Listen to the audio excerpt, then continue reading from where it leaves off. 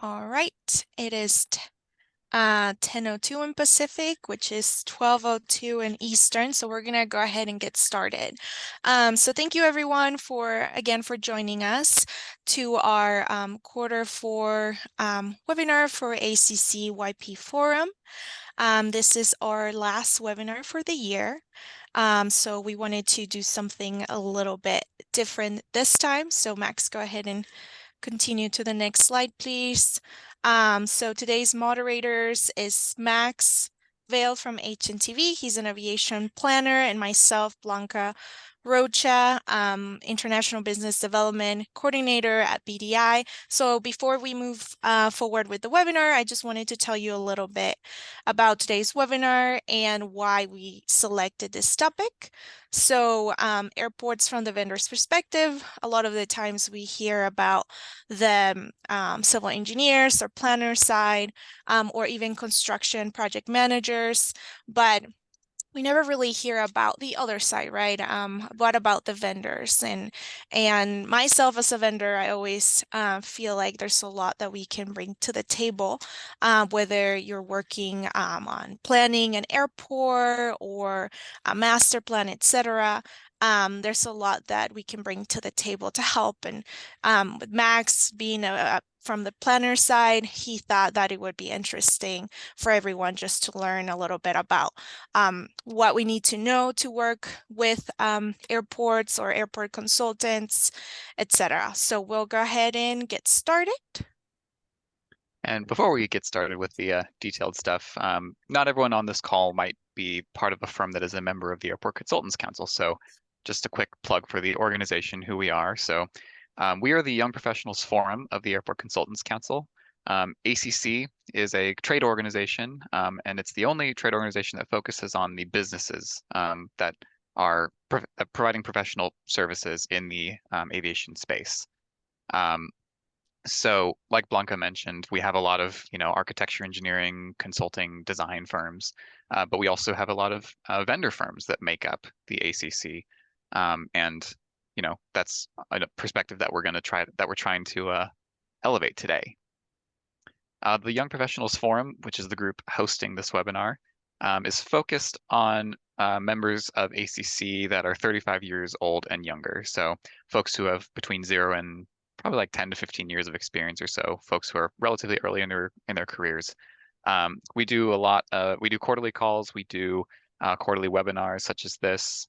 We have meetups at a lot of the events or conferences that we go to. There's a couple other announcements that we have for what's going on with the YP Forum right now. So in general, the AAAE ACC Planning, Design, and Construction Symposium, which is one of the biggest conferences in this industry, will be in Salt Lake City, March 5th through 7th of next year. Registration is open. There is going to be an innovation track of content as part of this symposium, and that's going to be it's going to have a little bit of a young professionals bent as well. So we encourage folks, if they're attending this conference, to attend that track. We're also going to have another quarterly call for the YP Forum. It is yet to be scheduled, so keep an eye out for your email inbox for when that comes out. ACC will send a link for folks to register, similar to how they did for this webinar.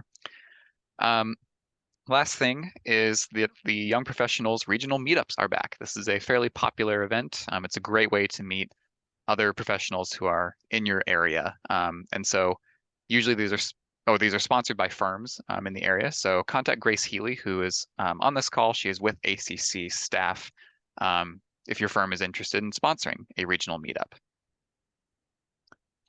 So back to Blanca. Thank you, Max. And I have the honor of introducing our speakers today. First, we have Lynn Gordon. She's the Vice President of Business Development with Arcones. We also have Kevin Potmeter. He's the Airport Market Manager with Daktronics. Lastly, we have Michael Riley, and he is the president with Oakwells. And I'm actually going to ask them to introduce themselves. And we're going to be having a panel discussion today. Feel free to drop your questions in the Q&A feature as we go. We'll either introduce those questions while we go in each kind of topic or subsection, or we will leave some time at the end to ask those questions that come in the chat. So first, we're going to ask our speakers to talk a little bit about yourselves, like what is your position within your firm, what products and services does your company offer, and what are the different markets, including airports, that your firm serves. So we're going to go ahead and ask Lynn to start first, and then we'll go with Kevin and Michael. Sure. Thank you very much, Blanca. Lynn Gordon, Vice President of Business Development with Arconis. Arconis, we are a specialized manufacturer and distributor of furniture and other interiors equipment for passenger terminals. Our primary market is airports, but we also do other transportation terminals. So we'll do bus, rail, cruise ship terminals, some government facilities, and we also do a lot in judicial courthouses and that sort of thing. But by far, airports are the lion's share of our business. And I've been with Arconis 23 years, and I actually started the airport division back then. So airports have really been my career.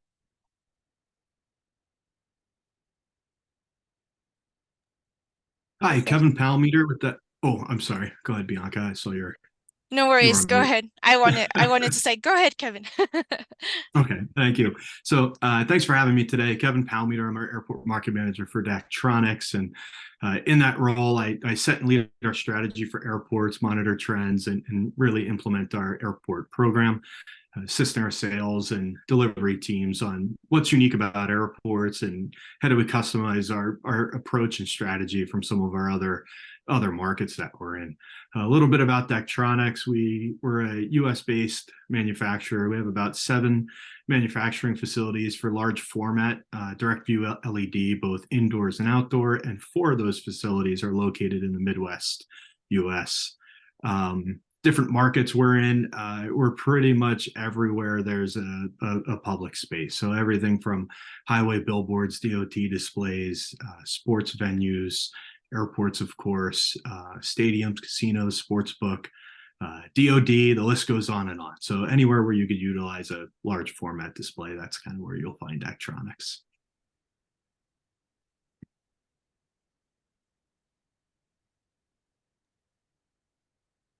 Thank you, Kevin. Go ahead, Michael, and I think you're muted. Hi, everyone. I'm Mike Riley. I'm the president of Oakwells. We started in 2004. I own the company. We operate airport concessions primarily, and then we have one rail station, but full service concessions, food, beverage, retail, coffee vending, anything that's sold in the airports, we operate. We target a smaller market. We're not looking at hub airports. We go into primarily a regional airport to operate in. And very happy to be here and looking forward to hearing the conversation. All right. Thanks to the 3 of you. So first question post-introduction is tell us a little bit about who your customers are within the aviation space or the airport space. So what that could mean is airports of different sizes. Is there a particular market you work in? Are you working with airports directly, or do you work with consultants? Do you work with designers? Tell us about who you work with. I can start that off. So it depends, I guess, is the answer, because if there's an old saying in this industry that says if you know one airport, you know one airport. Every airport is different, and they're structured differently, and they vary greatly depending on what the type of markets they serve, their size. everything like that. So for Arcona says we've worked with every conceivable size of airport facility you can imagine, from the very large hubs, the DFWs, the LAXs of the world, the Port Authority, New York, New Jersey, right through to very tiny airports in the Arctic Circle that have, that might have 12 seats in their boarding lounges. So we've had we do tackle a wide range of clients, and really it depends who is making those procurement decisions is who you decide to work with. So sometimes it is the airport operator themselves, so the airport authority or the DOA. Sometimes it's the airline, because the US is very unique in the sense that airlines do run their own terminals and do have their standards, and they do procure it. So we work with major airlines such as American Airlines and Southwest, et cetera, sometimes. And with the advent of P3s, and a lot of joint ventures that are developing terminals now, which is very, very common, you're working with either a GC or some kind of joint venture, and they're actually in a design build arrangement. And then, of course, then there's the architecture and design firms who are very important. And so we spend a lot of time, working with them, speaking with them, engaging with them to make sure that they have the latest and greatest information on our products and know about the trends that are happening, so they make good recommendations for their clients as well. And then we also engage with other stakeholders, but mainly those are the main ones.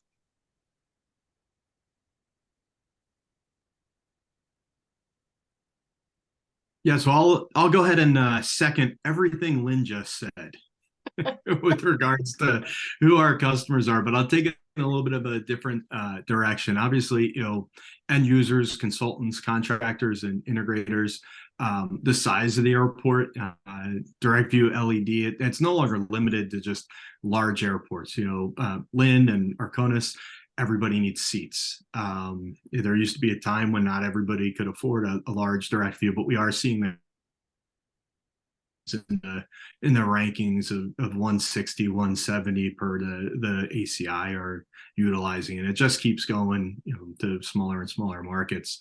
But if we get on to who our customers are at the end user, obviously it's the airport. We want to support them, make sure that they have a successful project. We want to make sure we can service that airport, that we can support all their stakeholders there.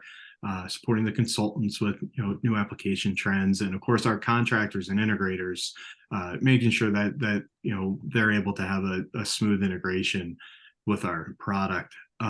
With the end users, they do range at airports from what Lynn said as far as when the airport is purchasing, but then we are seeing and working with a lot of the concessions, from the advertising concession to the parking concession, con-rack owners, and also the duty-free owners as well. So there's a whole mix of stakeholders at an airport. You can never just say oh, this display is for the airport, because who owns and operates it can vary drastically. Following up, I won't repeat everybody. It's the same. We work closely with consultants and airport boards and different municipalities. Our end user is our customer is the passenger that comes in that's ticketed to get on a plane. It is the in-plane passenger that is going to spend money at the concessions. It's not the deplaning or the person that arrives at an airport. So that is who we target our business for when we run our financial performance. It is who's getting on the airplane. We look at the number of employments an airport has and run a formula of how many of those we can capture, and then where are they going to fall in different day parts, to see if the numbers are going to work. In addition to the passengers that that utilize an airport. If there is a FedEx operation anywhere nearby, we do a lot of catering for FedEx pilots. It's part of ancillary income, and we sell bagged ice to the airlines that come in, because a lot of times the operators, the station chief, they don't have an ice machine there, they don't have a contract, and so they use the concessions to sell the airlines the bagged ice for that flight. So that's kind of a quick snapshot of who our customers are at the airport. Great. And 2 catering facilities that came as part of an airport. The airports are the welcome mat of the community. Mhm.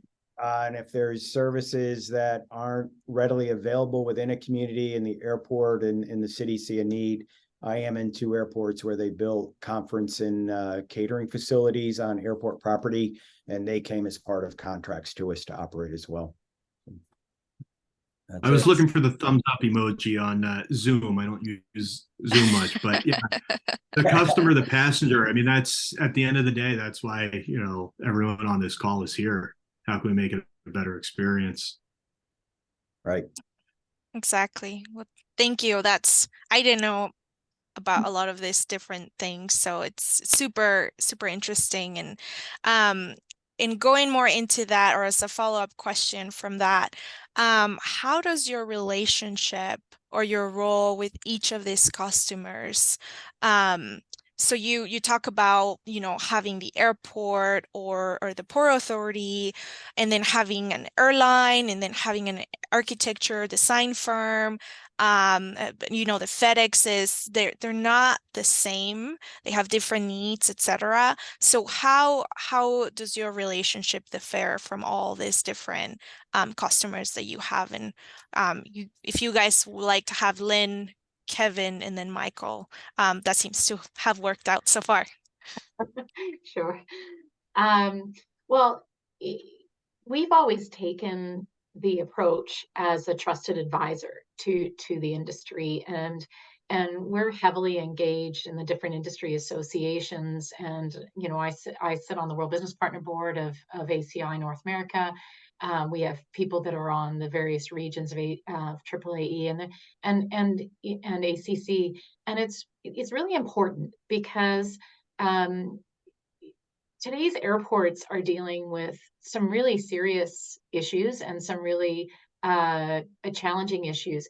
And really what they're looking for, I find, in a partner like Arconas, is that they don't want to worry about that aspect of their business. They want you to really look after them and make sure that they are creating the best passenger experience that they can, that you will make sure that your product performs, it does well, it meets their objectives, that it's looked after over the life cycle, which is long, because let's be real. I mean, airports keep product for a long time.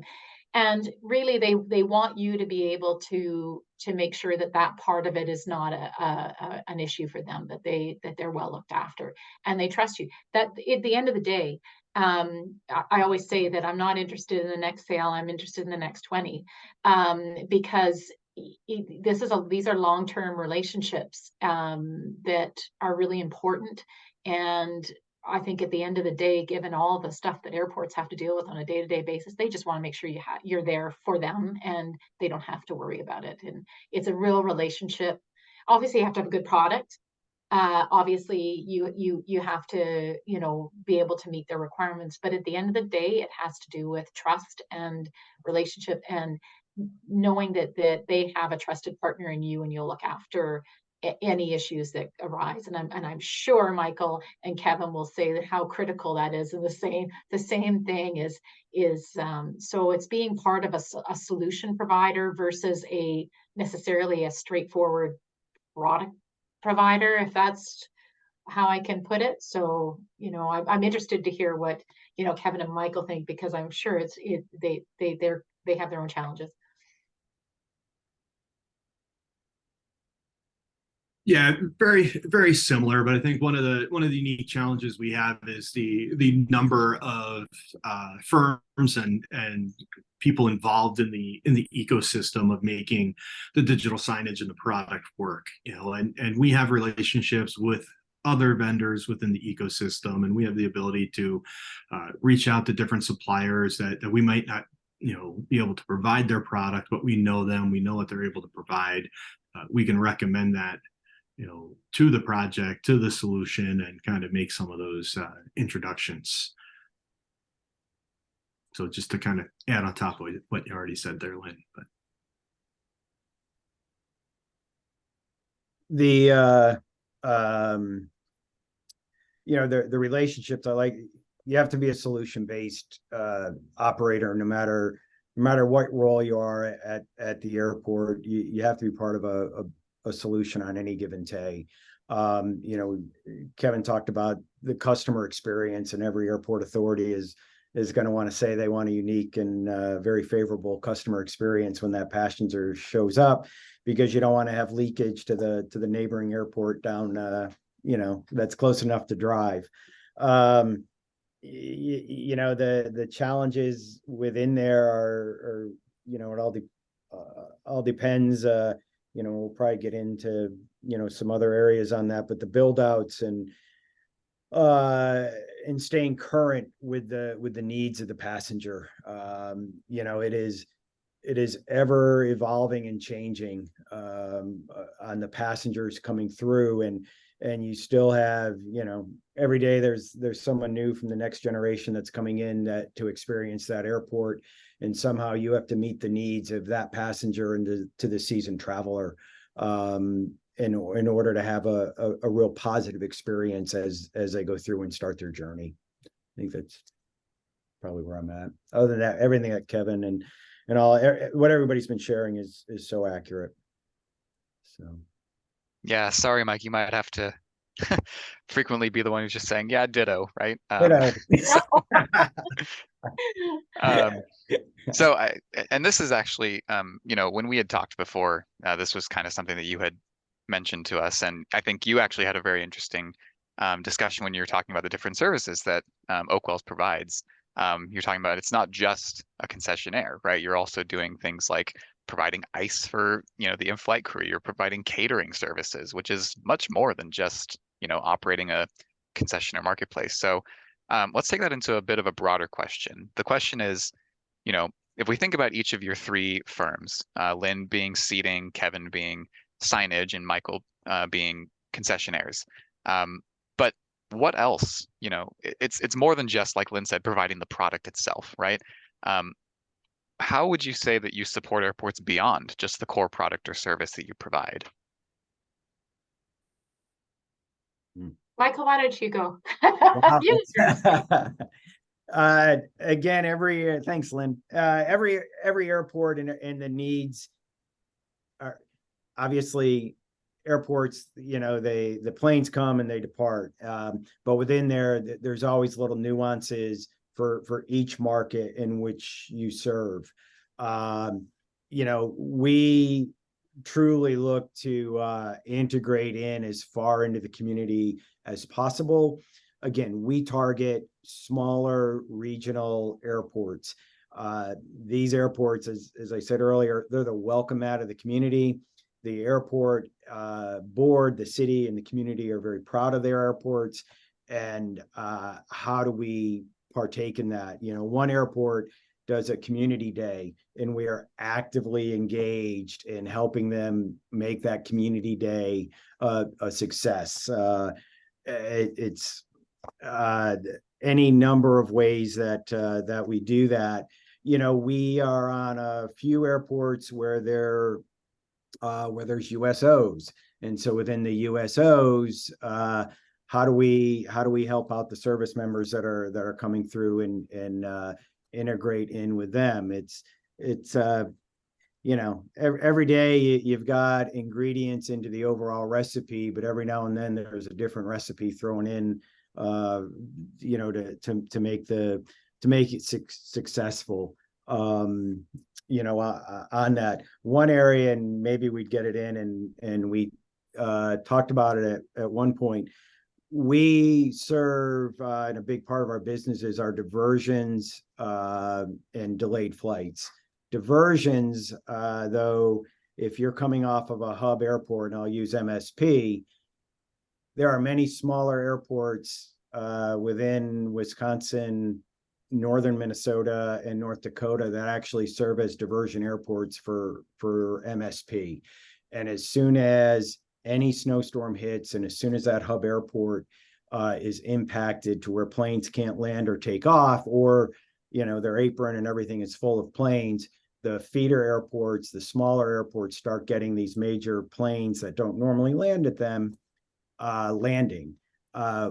We do best efforts if they're coming in, and it doesn't matter, even after we're closed, we're asked to try and get staff back in to open up and to serve the passengers if they're going to be deplaned.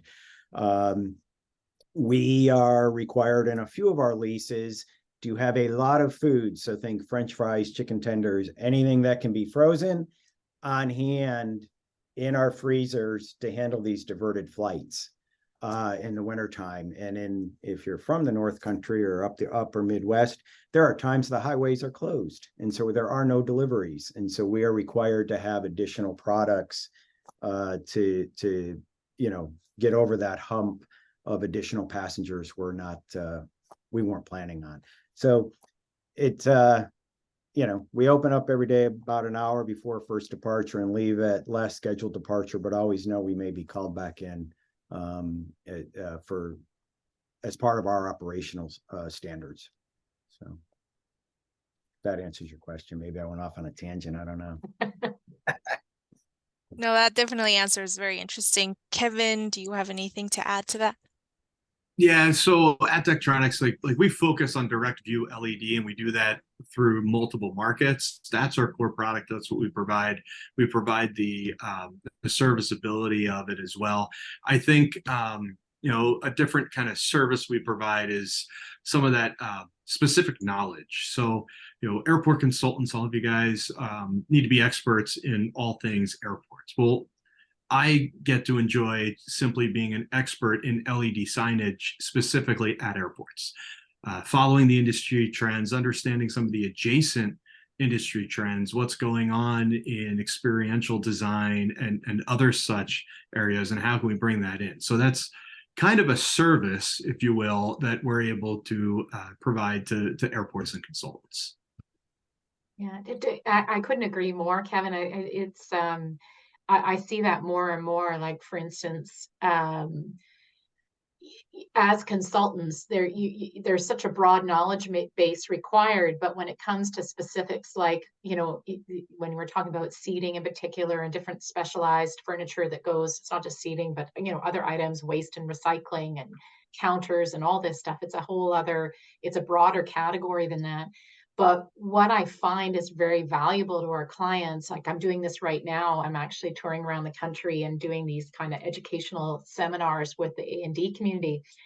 And one of the really interesting trends that we're seeing, and one of the interesting information I can provide, is we have obviously an aging population, and we have, I was at an ACC conference at the symposium in February, and there was a lady, a speaker that was talking about the explosion that's going to be happening for people traveling with differing abilities in the next 10 years.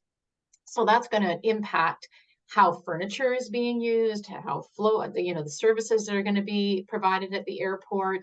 And this, whether it be sensory rooms, whether it be quiet rooms, whether it be just a just different approach to something like furniture. So this is something that we work with, really terrific organizations like Open Doors and Rick Hansen Foundation, where how do I interpret what's happening in the field with the passengers and the demographics? How do I provide a solution that makes sense when it comes furniture wise? Because it's a very high touch amenity. It's something that impacts a passenger very directly. And that's why airports spend so much time thinking about it, because it is such a high touch item. So where I can help is is I can talk about how that, like one of those issues and one of those trends, how does that translate to something as important as furniture and seating, and what should be these things that airport planners and like architects and designers and airport operators need to think about when they're populating their facilities with these items. So that's kind of the value add that we add to, we can bring to the table, as opposed to, here's a chair, please buy it and put it in. It is very much about, think about this and how your facility is going to be used and what these people are going to need, and that sort of thing. So very, very tailored approach, I guess, and that kind of specific industry knowledge that Kevin mentioned. Yeah, I agree. I think we're always looking to serve the overall community or the ecosystem above and beyond just the services that we normally provide or what people normally know that we provide, whether they know us from airport sitting or LED displays or concessionaires. There's so much more to that that happens behind the scenes that not a lot of people know about. So thank you for sharing that. It's very interesting stuff I didn't even know about. So going to the next question that we have, this is more related to different markets that your company may serve. So how does the airport market differ from other markets that your specific firm serves, and what commonalities are there between the airport market and other markets? And whoever wants to start first, whether that is Kevin or Michael or Lynn. Maybe Kevin. Go ahead, Kevin. Oh, you're muted, Kevin. Sorry, the township was doing work outside. So, like Lynn said earlier, every airport's unique. So, we're kind of tailoring approach based on size and the needs. But procurement for sure. I mean, airports have utilized every single procurement process under the sun, and then they've even probably, created some of their own. Whereas some of the other markets we're in, it's a very similar process over and over again, but we deal with all the procurement methods, all the buyers, anything you can think of. And that just adds to the need of having people within your firm who are dedicated to airports that can, adapt and understand some of the nuances and, kind of go to market. How they're similar, I really enjoy engaging with the market. I learn as much from the consultants in this room as I hope you guys learn from me. But a consultant once told me that airports are very similar to hospitals in that both facilities are unfamiliar to the customer. Perhaps people are anxious and stressed, and a lot of people would rather be somewhere else. So with that, Daktronics has worked in both spaces, in experiential design to create kind of pleasant distractions, welcome distractions that can kind of, help kind of take your mind off of what's going on in that space, while also providing some of that necessary wayfinding and guidance. So.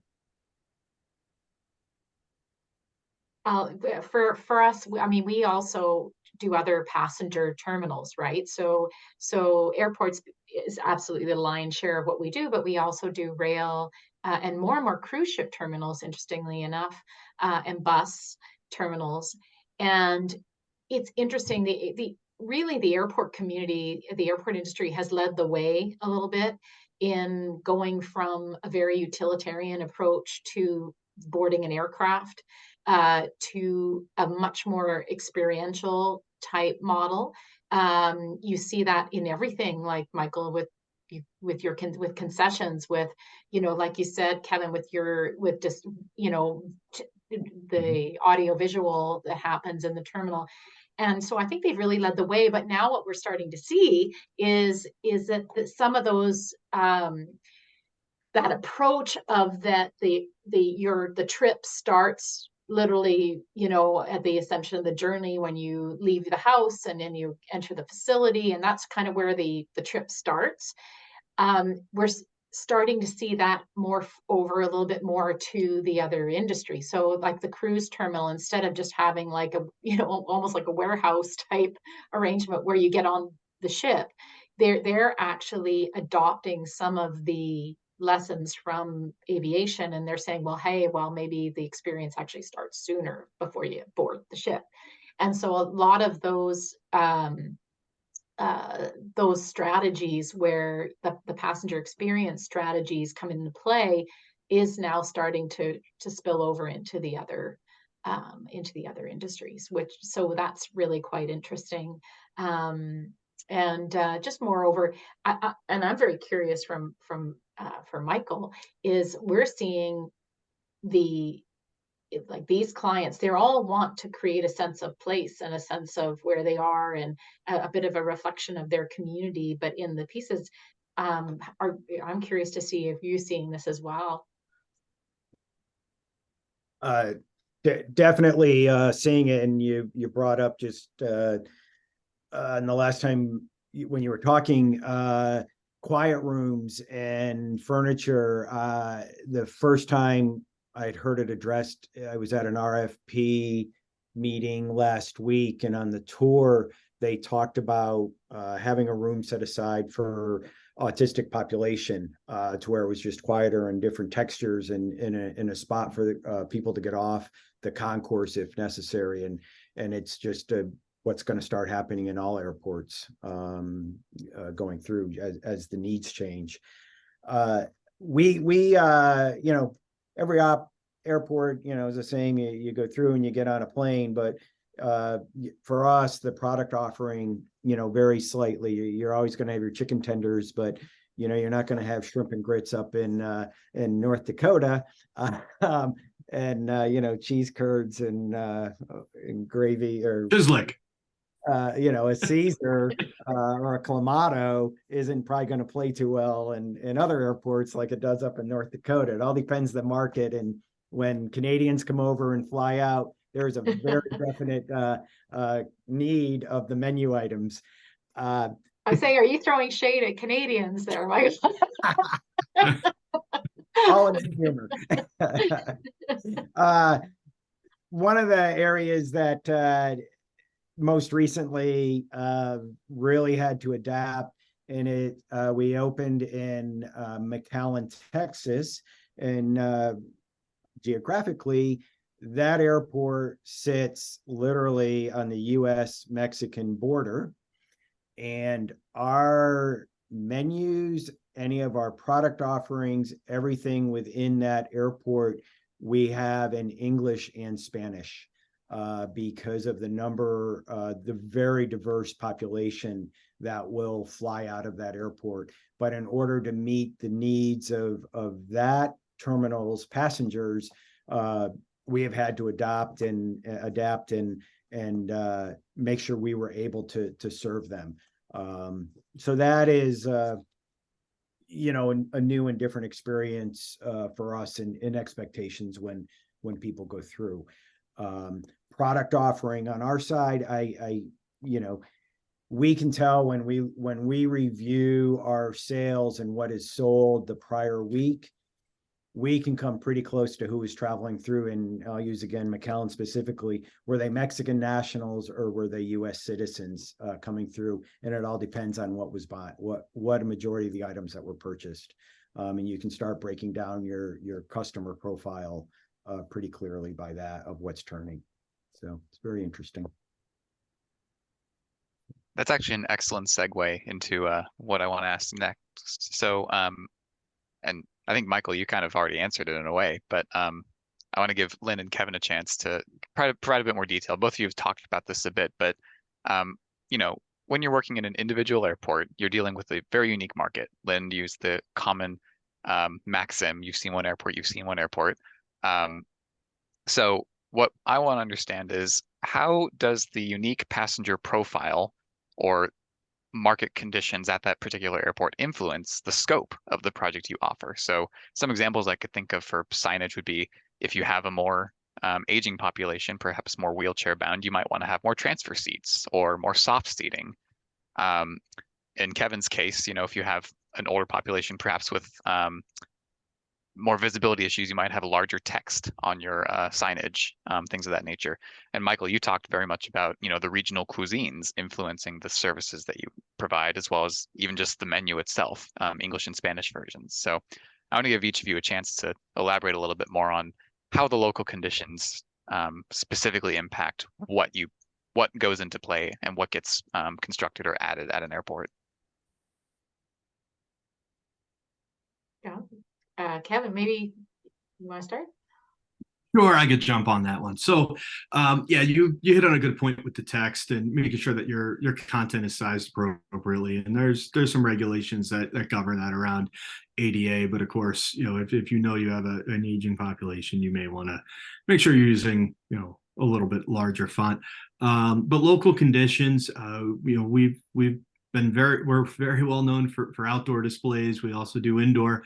When it comes to outdoor, the local conditions really matter.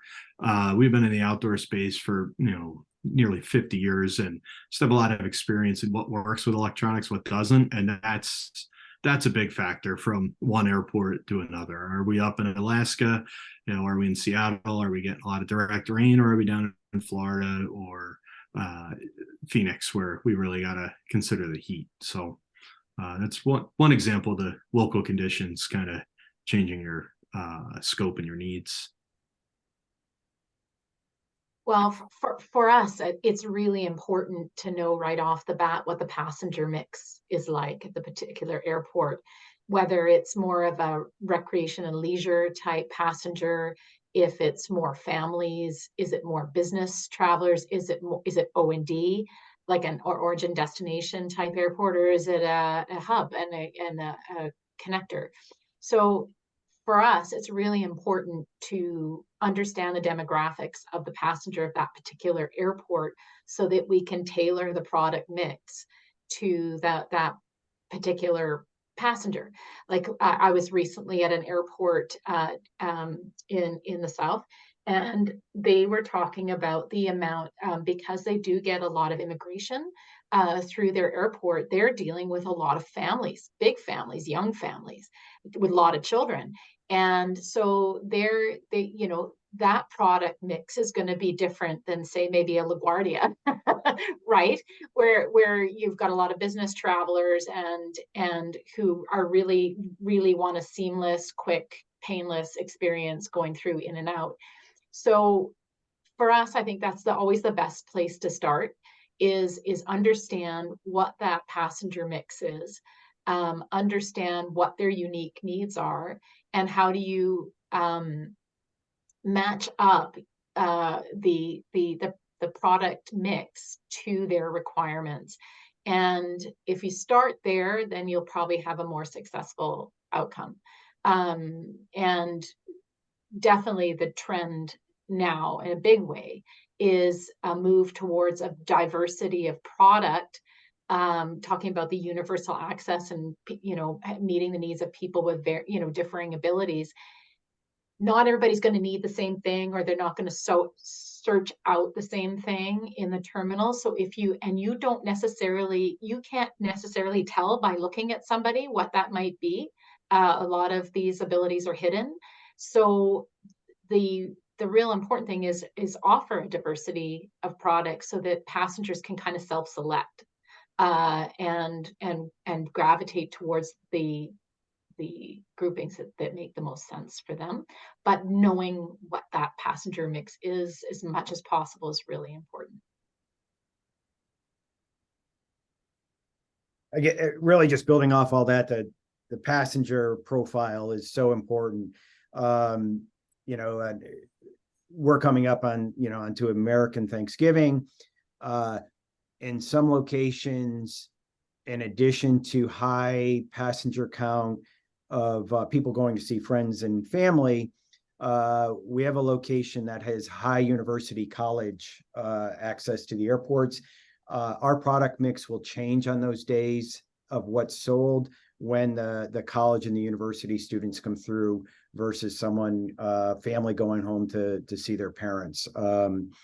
So knowing who is coming through and when, and if you have a charter come through, in addition to the scheduled commercial air traffic that come through the airports, you actually have quite a few charters that will land in the casinos in Nevada and hire a lot of charter planes to move people to go and gamble, that population that get on that charter plane is very different than the commercial traffic of the typical person that's going to come through and pay for their ticket to get on a plane.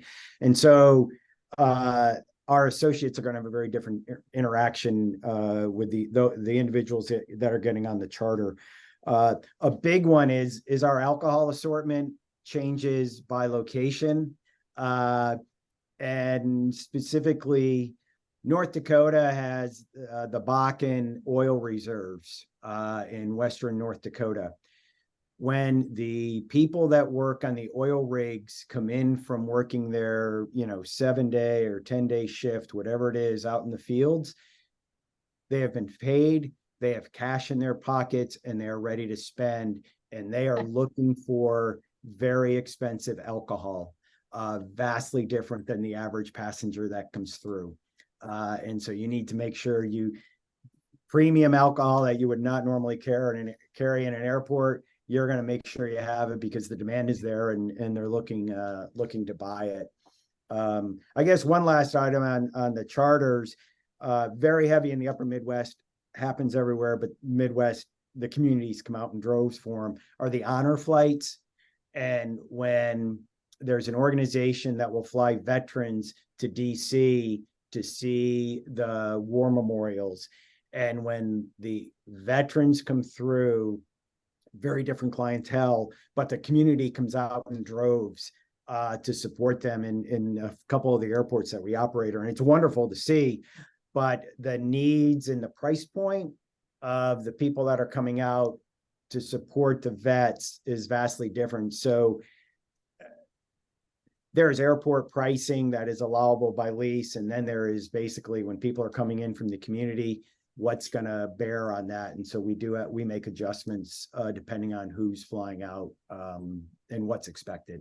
So you have to be very nimble to adjust accordingly. So Awesome. I never would have even thought about that. So thank you, all three of you, for sharing that. Now, moving more into maybe the financial aspect when you're supporting your customer. So what happens when a customer's vision for a project and budget for a project do not align? How do you work with customers to help address this mismatch? Do you want to go first, Lynn? Oh, this is a tough one. uh, well, I'm a big believer in education and being straightforward and really trying to present a realistic view of things. I hate having disappointed customers afterwards. I would rather educate up front and then everybody goes in with eyes wide open. We see that all the time. We see a mismatch. We see, a client comes in with a vision of what they want to achieve, and then they just don't realize the cost, especially since COVID and with the supply chain disruptions and inflation and everything. What seemed reasonable 4 years ago it's just a different thing now. So it really is talking up front. I work a lot with customers to try to really come to what's the essence of what they're trying to achieve, like what is driving it, what is the essence you're trying to achieve, and then try to tailor the offering to that will meet most of their requirements. But to me, education absolutely is the key. And it's just a matter of really finding what the core objectives are and maybe suggesting alternatives that still achieve the objectives, but won't blow the budget either. So again, it's a really, and what helps, and not all customers do this, is to have that open dialogue, like to have that ability to sit down and have real face-to-face communications and two-way dialogue, because there are a lot of airports that for whatever reason, don't engage in that dialogue. And I think it provides a disservice to them. They lose out on opportunities to look at to things a little differently. And so that is always a challenge as a vendor to how do you kind of break down the barrier a little bit and really engage in the two-way dialogue, because nobody knows your business as well as you do. And if they're trying to do it with a bit of a wall, it's very hard to have those meaningful conversations. Yeah, definitely two-way communication, definitely getting out early ahead of projects to help discuss, quantify what that budget might be, but then also working with the customer and their consultant on different ways that project might be able to be value engineered. So can your solution and what you're trying to achieve be accomplished with a different size display, different pixel pitch? How can we tweak some of those features and options? The other thing we like to do is engage on timing. So what's your timing for this project? Do you have a firm date that you must get this installed by, or do you currently have a system that's like in use and could be used for the next couple of years? And I bring that up because we're in the technology space. So we all know what happens with technology when it first comes out, and then what happens, a couple of years later. And right now the industry is in a very unique spot that, we're seeing technology developments that when they come out are actually going to drop the price over what the current technology is. So there's ways to kind of stage and discuss some of those forward thinking kind of product developments that we know about that maybe aren't released to the industry yet, but we can kind of work back and forth and advise that, hey, if you're able to wait X number of months or a year or two, this project can happen. And it's happened in the past. We've engaged with a smaller airport a couple of years ago, and it just numbers weren't working, wasn't fitting their budget. We kept engaging. We went, back and forth. And over the last 18 months, they've deployed not just one display, but two displays, and they're working on their third. So definitely keeping that conversation going throughout the development cycle. The managing expectations of both what Lynn and Kevin have talked about is so important. Your Lynn referenced COVID, and the cost of everything has gone up multiple times. No matter what you were looking to do, it is going to be a lot more expensive than you first expected. And we're still seeing it today. Everybody's looking for a new career. I think electricians, that is a spot of like, wow, gone through the roof. One of my things is that architects and design people, they're incredibly talented. They have never operated, from my perspective, a concession inside an airport. And they build museum pieces. They're beautiful. They're just not functional. And so that's where if an airport and a consultant doesn't put out the RFP, if it's a new design or a redo soon enough to engage an operator so they can work together in a parallel fashion to build a beautiful facility, but yet that's functional. Because there is nothing worse than having all the design build criteria done, and then you've got to pigeonhole yourself into the space that they've given to you. And if they had just brought you in a little sooner, it would have been a more harmonious engagement, up until getting opened, on that. I think that's where it's the communication and I don't know, putting it all in there. And again, from my perspective, we have to operate it 7 days a week, 365 days a year. Is where is a freight elevator going to move grease out of a kitchen so it does not run over the terrazzo brand new flooring and fall on Lynn's new furniture, and I don't know, takes out Kevin's electronics. I don't, it can be a crazy thing.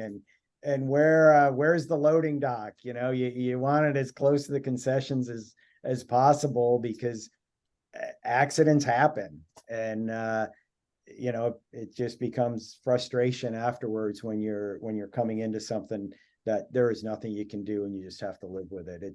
Communication's 100% of everything. So that's all I've got on that topic. No, that's great. Thank you. We're coming up on time, and I want to be sure that we cover a specific question that came in from the audience. So we'll start with Mike on this one. And the specific question, but I want to make it general as well, but is what is the basically what is the trend within the concession space to providing more gluten-free food options, or people who have sensitivity to gluten, whether it's celiac disease or not? Um, but I do want to generalize this a little bit, and this might be too much to cram into 2 or 3 minutes, but um, to the other two speakers, what are, like, general ways, or ways that you're seeing that your product is being manipulated to accommodate different passenger needs? So we'll start with Mike on this one. Dietary concerns are huge. And slowly we are working more into having, gluten-free products, items that are there. Sometimes, to be very honest, in some of the airports there's not a high enough turn of the products to keep things fresh before they go into a waste situation. From vegan and vegetarian, is how do we do that? Because if anyone in young professionals, you're either beginning to get into your career, and we'll see the behind the scenes of an airport. The kitchens at most airports where they are producing 90% of the food are a lot of times galley kitchens. And the risk for cross-contamination is very, very high. And so in some instances, you just can't do it because you don't want to risk something happening. And you try and get creative with some existing menu items that you have. But this morning's meeting, it's prepackaged and prepared outside of here. We saw a presentation from a vendor of some great gluten-free items. So it's coming. It's probably not as fast as if you have a gluten intolerance that you'd like to see. But from the airports I operate in, the smaller ones, it's coming. It's just not at the pace I'm sure everyone would like to see. And Michael, I'm so sorry to interrupt. I think we're actually at the time now. Thank you so much to all of our speakers for attending, and also for sharing your knowledge with us. I found it very enjoyable and helpful, and I hope that the rest of the attendees also enjoyed it. If you have any questions for any young professionals, here are Max's and I's emails, and thank you again. This was the last webinar. We'll see you again next year. Thank you. Thank you, everybody. Thanks, everybody. Thank you for having us. Yeah. Appreciate it. Thanks Thank you. so much, everyone. Take Thank care. you.